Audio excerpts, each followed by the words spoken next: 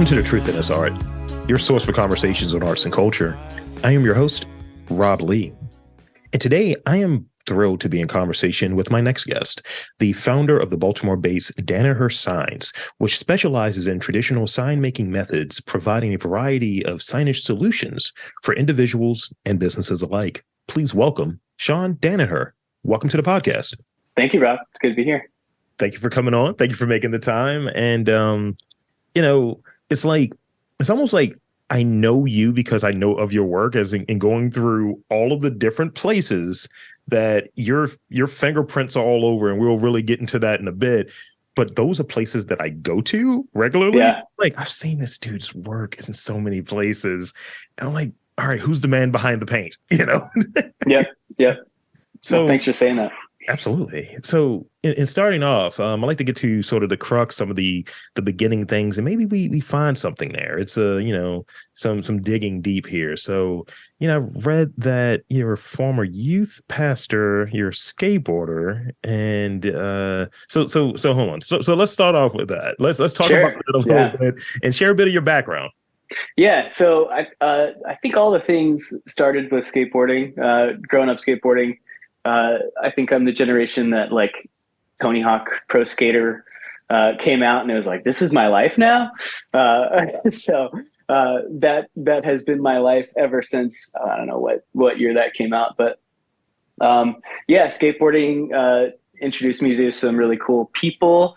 Those people encouraged me in my faith and helped me someday become a youth pastor. And then skateboarding also connected me to the skate shop that I worked at called Rascals. I grew up out in Ellicott City in Howard County.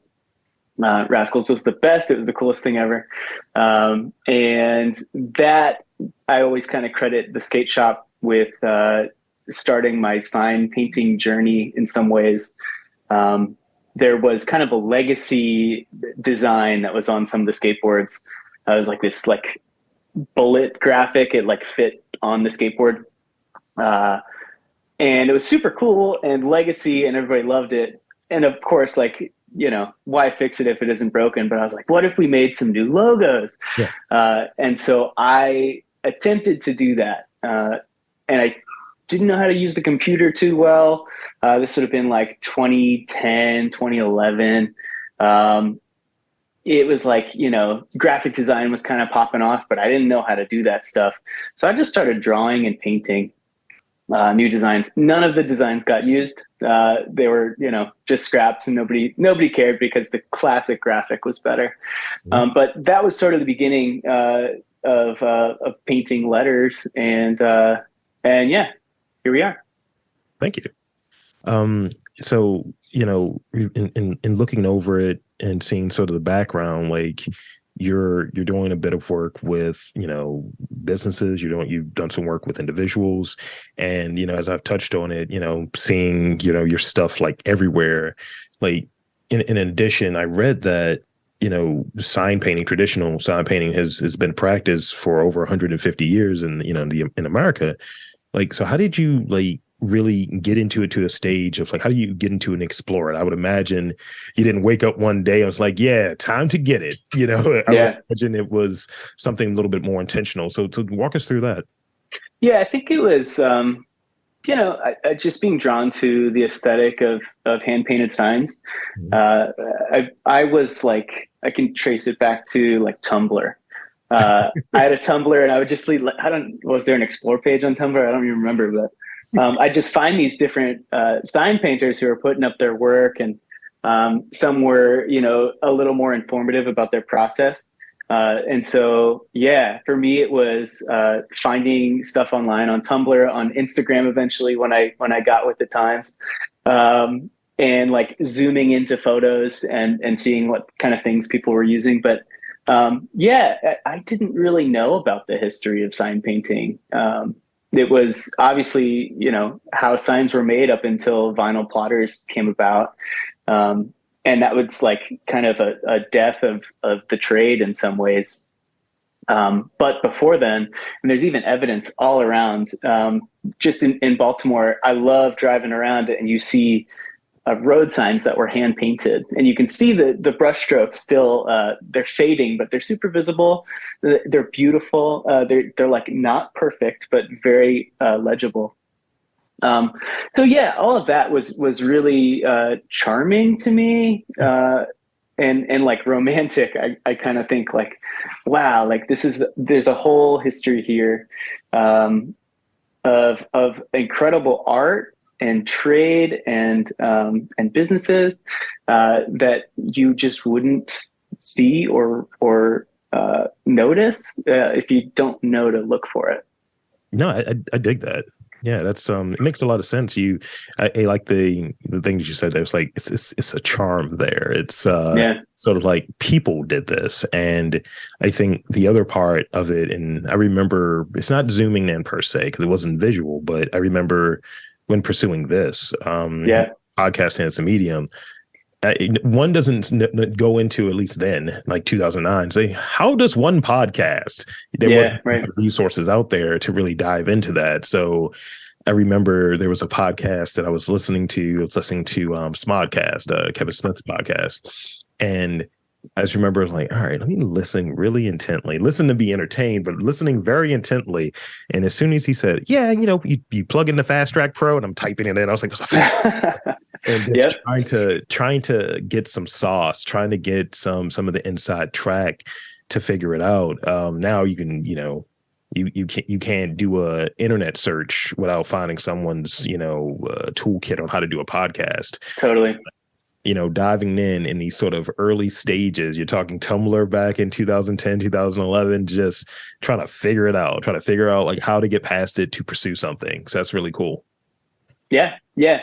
Yeah. And there's, I mean, kind of the history of sign painting that, I came to too late, but every city would have had a school where you could have learned, and a sign shop where you could apprentice. And just like a plumber, I mean, it's like you become an apprentice, you become a journeyman, eventually you become a master, whatever. So it's just like these union type jobs, but the unions are gone, kind of. I don't know. The trade still exists, but a lot of the infrastructure isn't quite there anymore.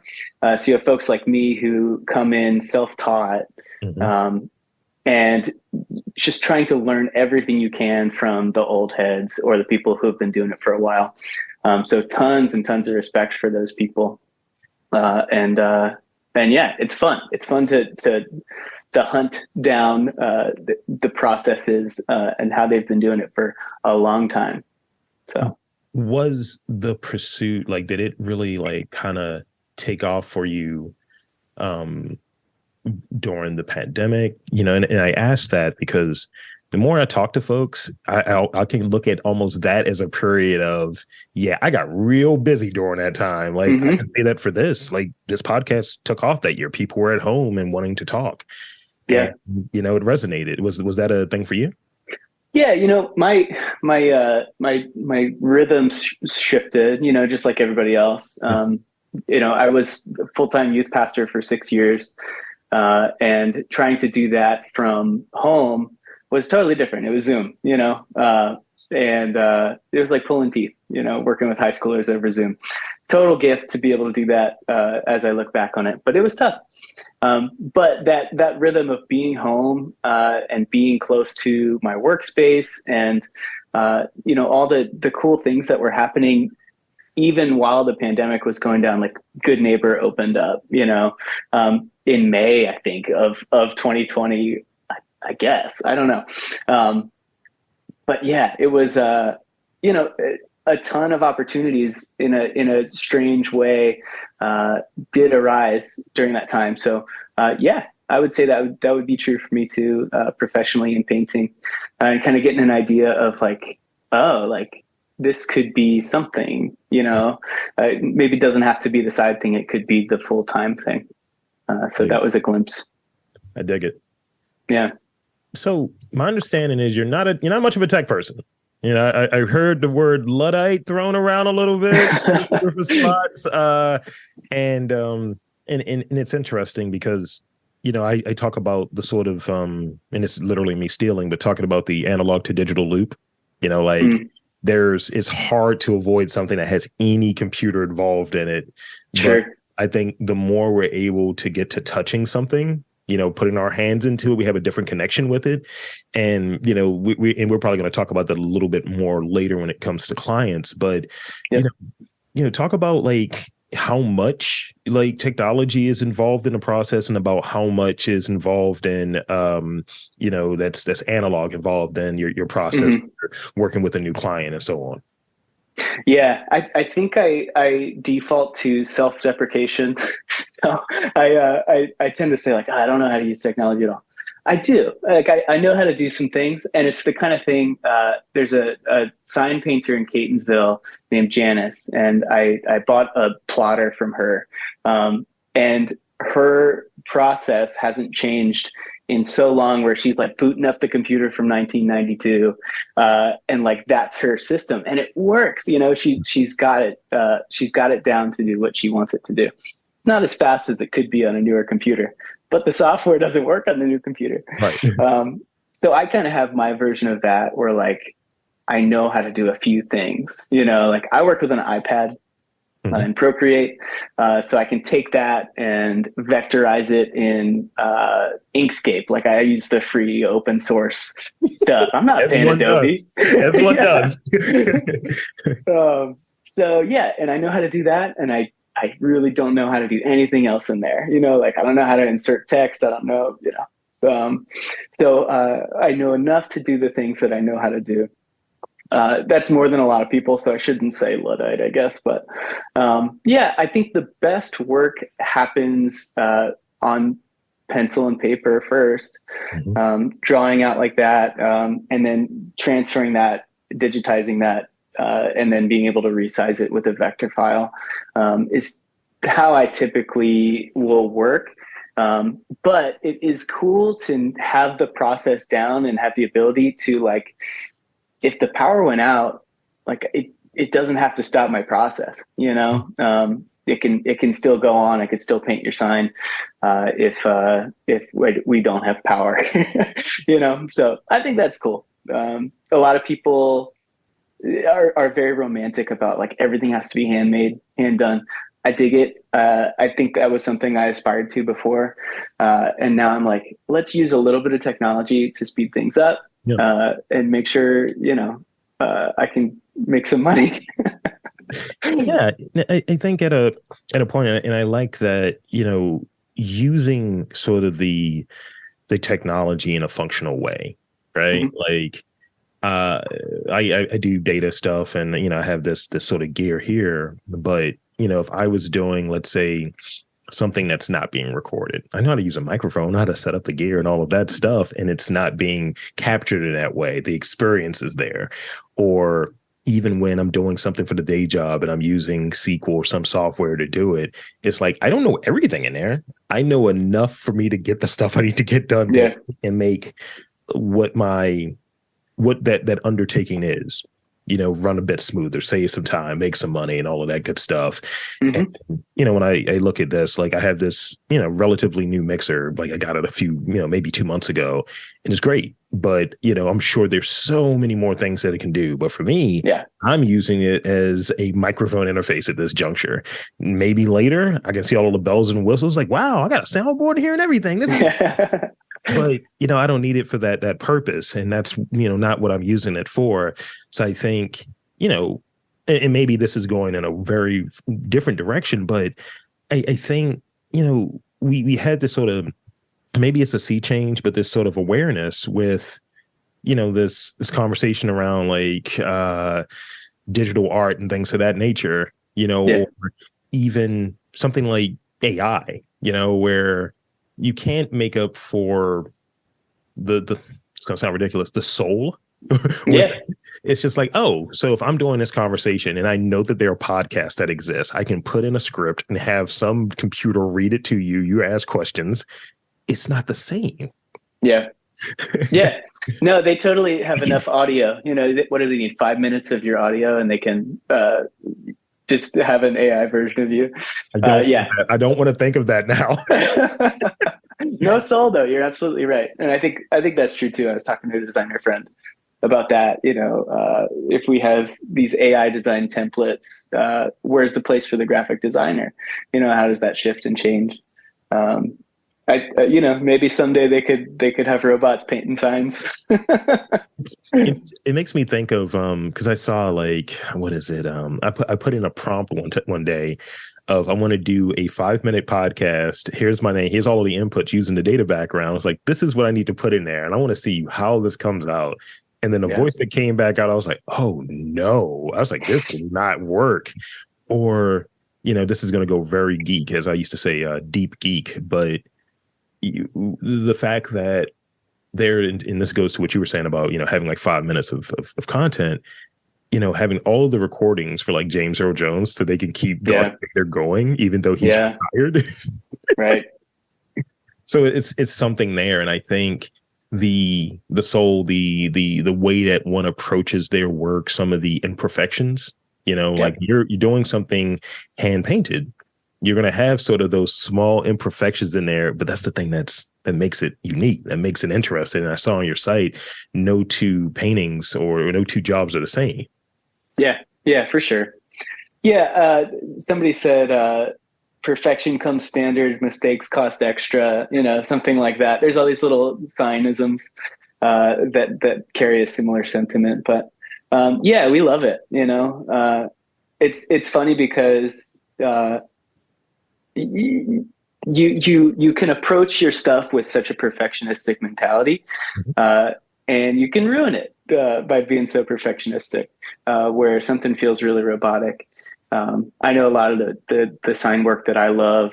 You can see the process of like at the end of a letter where there's a terminal, the sign painter had enough control to just kind of flick their brush off a bit, so you get this little spur off the corner, and it's like, oh, that's good.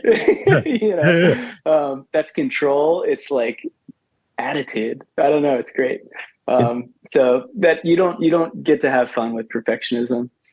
So that's something I'm trying to learn and integrate into my practice. I think about it in doing this. Like, I have an editor, and he's great. He gets it. He understands what I need and what I want, all of that good stuff. But when I was doing the editing, I remember early on when it would be, let's say, a really cool interview or a cool podcast or have you, I'm going through fine tooth comb trying to be with it. And to your point, I would lose the conversation in it.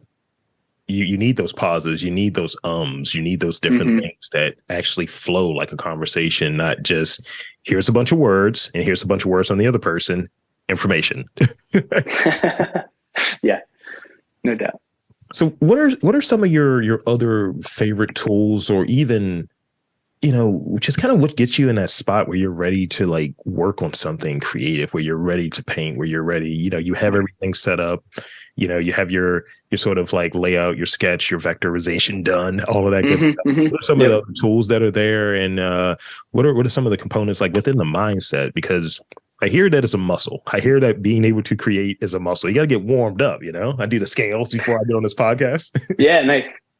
Yeah, I mean, I feel like it's a little different for me. Like it's with painting a sign, painting letters. There's sort of a vulnerability where if you're doing something without guidelines, there's been a few occasions where I'm just like, let me see what I'm made of, and just paint some letters with minimal guidelines or something like that. That takes a lot of vulnerability, because I feel like letters, you can tell when they're wrong. There's a right and a wrong. And I think,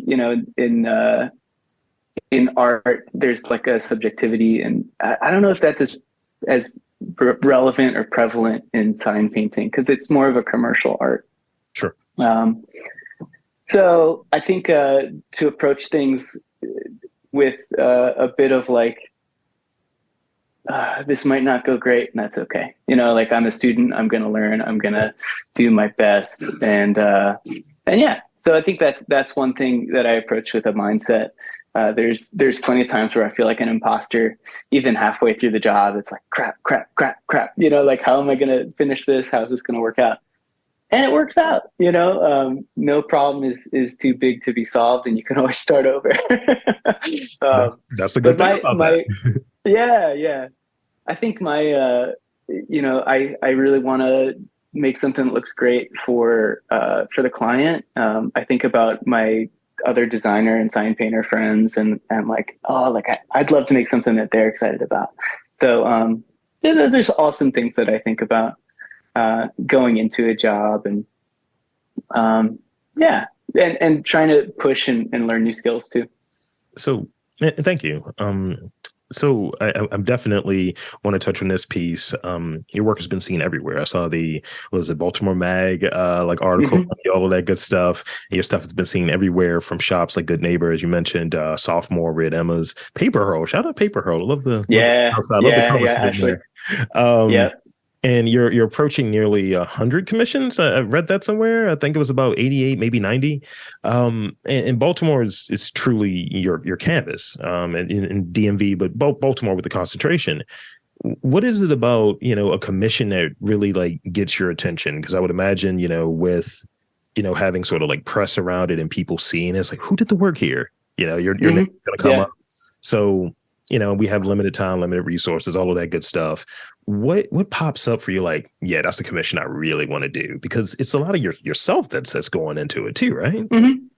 Yeah, totally. I think I get excited when there's a collaborative component with the shop owner, or with a restaurant or whatever, where they come and they say, "This is kind of the look," or "Here's our logo, but you can add something to it," or whatever it is. When it's collaborative and there's trust, I think that's the best. I've definitely have people who are just like, go crazy, and I'm like, really? They're like, okay. Yeah. And I get to make something that I'm really proud of, that they're really proud of too. So those are really sweet. I think I'm just like, I've really enjoyed, and I didn't realize this would be a part of why I like my job so much. But meeting these shop owners, I tend to be, just as they're opening up, uh, I get to see them kind of at this like really challenging time where all the permits have to be put together, and merchandising, whatever they're doing. But like you just see people kind of in their moment and in their passion. And I just get to like come along and give them a little extra push, Yeah. and feel that excitement with them. So I think it's just like if you are excited about what you're doing, I'm excited to work with you, basically. So, I have the second part to that question. So, like, what is that process like? Like, you said, you may have one or two, a few of those. Like, yeah, go crazy. Here's some of the resources. Here's the colors. This is what we're working with, or this is the Yeah. rough idea. Like, is it, let's say, going back to maybe, let's say, one of the first like projects you worked on, right? Like, what was that process like in terms of like working with the client and then getting to that sort of like finished product or what have you? Like, what was the sort of like timeline looking like? How long did it take you to do it? You could share who the client was if you like. Mm-hmm, Some mm-hmm. of those details around that, because we never forget our first. We never forget our first. Sure. Yeah. The first sign I made for a shop was in Ellicott City, Imperium Razors. Dan, the Pizza King, he moved to North Carolina, but yeah, he was just a super nice guy. It was 2015, I think, and it was like, yeah, I really want this sign that fits right above here. So I have my size. It's like I want kind of like an old school feel. All right, I got the feel. So I drafted up and sent it his way. Back then, everything took a long time because I didn't really know what I was doing or what I was using. So yeah, I mean, I feel like it probably took me a month or something, right, to paint this sign and draw it all out perfect. And I wasn't using computers at all, so like something's wrong, start over. Draw the whole thing and move a letter just 2 inches over or something like that. But yeah, I think that was kind of where we started from. It's such a fun process. I think he's still got the sign. Like Yes. he's taken it with him to a couple different locations. And yeah, that was like really empowering for me, to put something out in the wild and see it still doing its job, almost 10 years later. And it's great to hear because, as I'm looking through it, like, and maybe it's just me being romantic or hokey about it, but you have someone make a sign for you that's representing your business, and as you were, saying, a lot of the clients that you're working with is like towards like we're just getting started, we're just kind of opening and so on. This is part of that sort of identity, that sort of brand Bible, if you will. Yeah. Yeah. So I would imagine like, yeah, like, man, I'm gonna have this up when I have the museum for my place or what have you. And Yeah. even in this way, I can even see some of your work popping up in, let's say 10, 15, whatever years, popping up in the museum of industry, because it's part of it. It's part, like, we have these small businesses here, and Yeah. having the sort of visual identity, the signage component of it is a big piece of that. It's a big responsibility too. Yeah. I haven't been to the Museum of Industry, and I feel so dumb. Samantha Reynolds did this, another great sign painter in Baltimore. She did this exhibit a bunch of years ago that was Baltimore hand painted signs, and just archived everything, and talked to a bunch of old sign painters. And yeah, it's totally, I mean, it shapes the city. It's the visual landscape. I don't think about that so much as I'm doing it, but yeah, you're totally right. It's an honor to have that kind of impact. And yeah, to if a sign does a good job, like, whoever is buying it is going to make so much more money off the sign than I do, which is cool. Like, I can help make you money.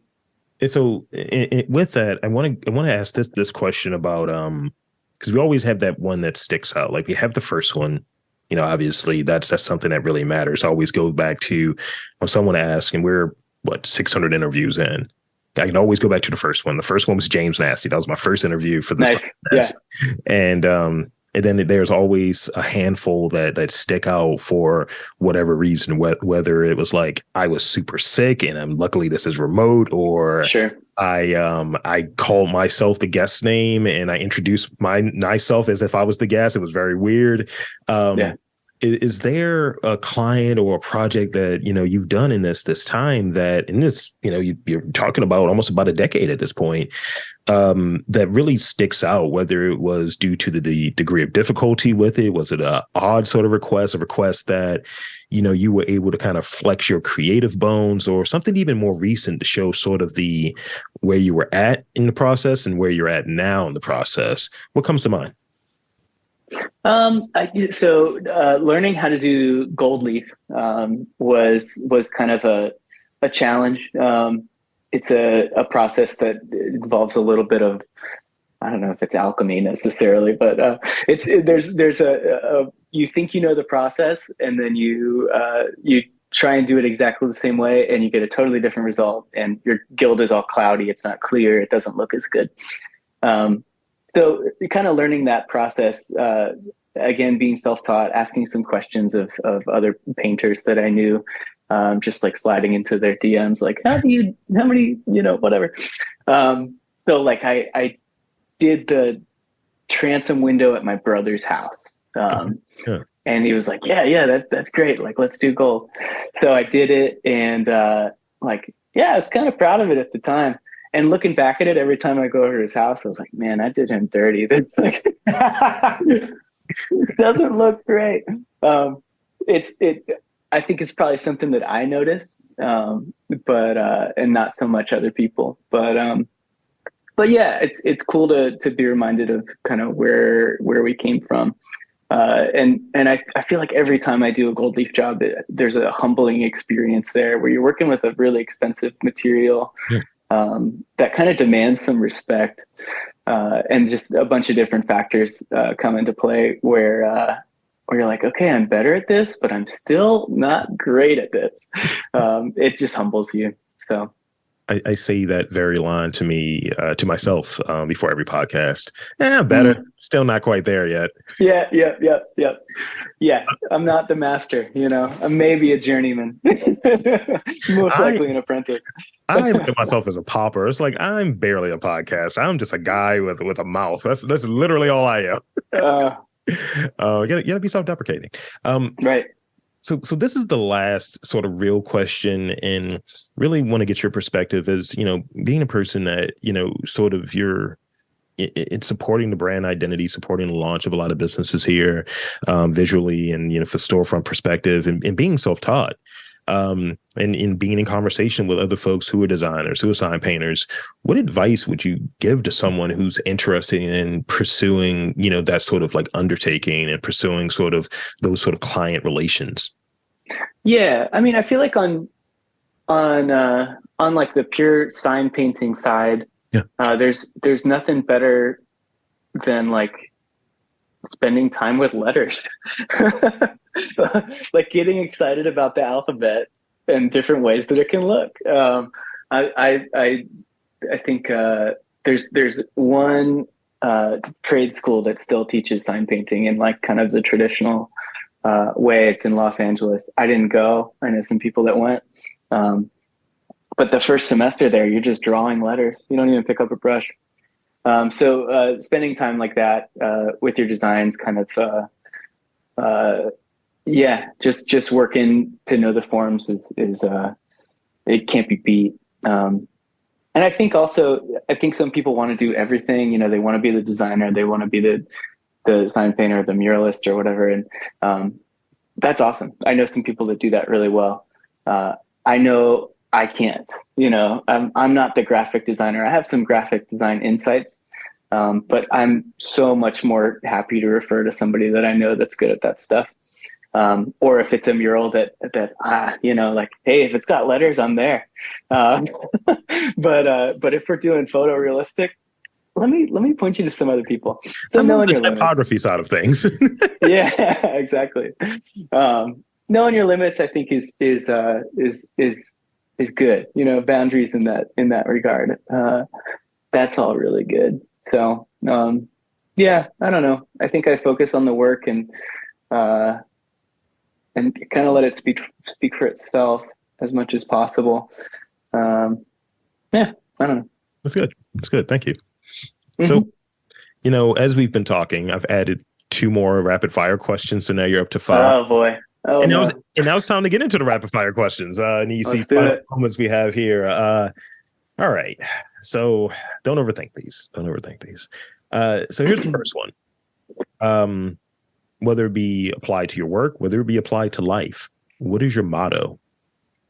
Oh,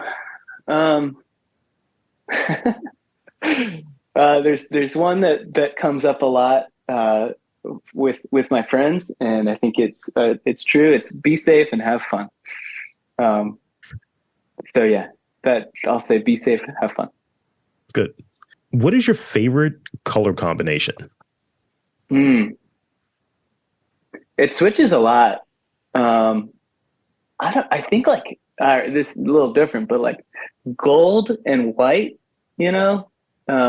with some black too, just like those together. I'm very into those right now, especially with like a mirrored gilded gold. It's really nice. It almost has the, this is going to age me and date me and all of that stuff. Definitely the White Rangers fit from Power Rangers. Yeah, that's exactly what that color set is. Yeah, wow. Yeah, I mean, you put it that way. I'm like, definitely, that's my combo. Let's see. Now, so this one is slightly different, but it still relates to color. So with maybe the clients that you're working with, what are the 3 colors that you find yourself using the most? I think that I use a lot of dark blue and white. Not necessarily together. And lately, like a like tealy kind of thing.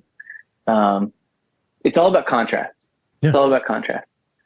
So if you can if there's good contrast, you can read it, and if there's bad contrast, you can't read it. So if somebody comes to me with a brand colors or something, and I'm like, our contrast is kind of low here, how do we tweak that? So that's generally how I think. I don't know if I like go to certain colors right away, but I think what's gonna pop. So. That blue for paper herald definitely pops. That is like probably, with the exception of the blue in my logo, that's probably my favorite blue. I like to look at my logo as the bat symbol, but nice. It's out there in the lights.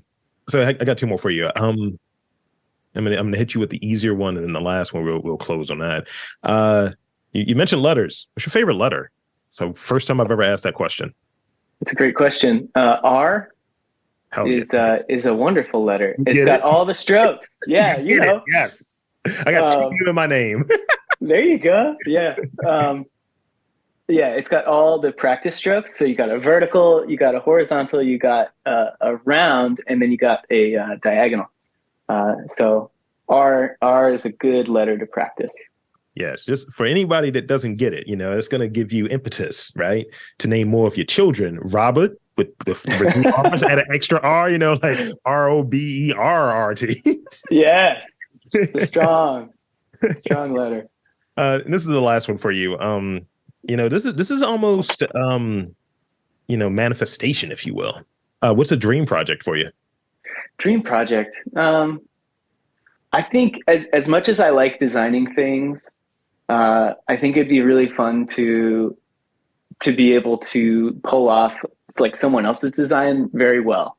I find that to be challenging and rewarding in a way, and like especially if it could be collaborative with a designer, where it's like, oh, hey, what if we did this? Like that would be so fun. I'm the painter. I can design. I have some insights, but like there's some great graphic designers out there that I'd love to collaborate with. So yeah, that's fantastic. I like that. It was one of the things in this book I was reading today. It was like, it's similar, but it's not quite the same, where it's like this one artist was doing, let's say, cubism or what have you, and it's this other artist he was rivals with, and he was trying to replicate sort of his style. And he's like, I'm taking from your style, I'm doing a riff on your style. And, it's like, we're rivals, but also I really like your work, so I'm going to try this. And I was like, he doesn't know cubism, but he's trying it. I dig it. Yeah. So that's pretty much it for the podcast, for the interview. But I want to thank you for one, coming onto the podcast. Thank you so much. Thank you. Yeah, you're welcome. And secondly, I want to invite and encourage you to tell the listeners where they can check you out. Social media, outside of all around Baltimore and DMV and all that stuff, but social media, website, all of that good stuff. The floor is yours. Cool. Yeah. On Instagram, I'm Danaher Signs. You can find my website at DanaherSigns.com. That's about it. I don't have a Twitter. I guess I don't need one at this point. Talk to me online. And there you have it, folks. I want to again thank Sean Danaher from Danaher Signs. And I'm Rob Lee, saying that there's art and culture in and around your neck of the woods. You've just got to look for it.